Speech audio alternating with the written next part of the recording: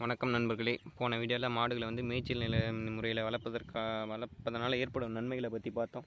இப்போ வந்து தீமைகளை பற்றி பார்ப்போம். தீமைகள்னு பார்த்தீங்கன்னா, இவ்வளோ பெரிய நிலத்தில் வந்து விஷ ஜந்துக்கள், அதாவது பாம்பு, தேள், பூரா போன்ற விஷ ஜந்துக்கள் அபாயம் இருக்குது. அதை கொஞ்சம் பார்த்துக்கோங்க. மாடை அதுமாரி வந்து இந்தமாரி சூம் பண்ணி காமிக்கிற ஒரு நிமிஷங்க.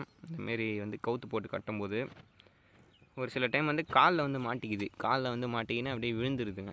விழுந்து அதை போய் நம்ம எடுத்து விட்ற மாரி இருக்குது. வந்து ஒரு ஆள் உட்காந்து பார்த்துக்கினே இருக்கிற போல் இருக்குது. தீமைகள்னு அப்புறம் இன்னொரு தீமைகள்னு பார்த்திங்கன்னா,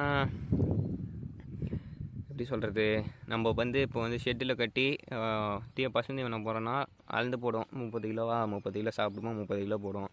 20 கிலோனா 20 கிலோ போடுவோம். இப்படி மேய்ச்சல் முறையில் மேய்க்கும்போது வந்து இது எவ்வளோ தான் சாப்பிடுது, இது உடம்புக்கு ஏற்ற மாரி சாப்பிடுதா அப்படின்னு தெரிய மாட்டேங்குது. இதுதான் இந்த வீடியோ.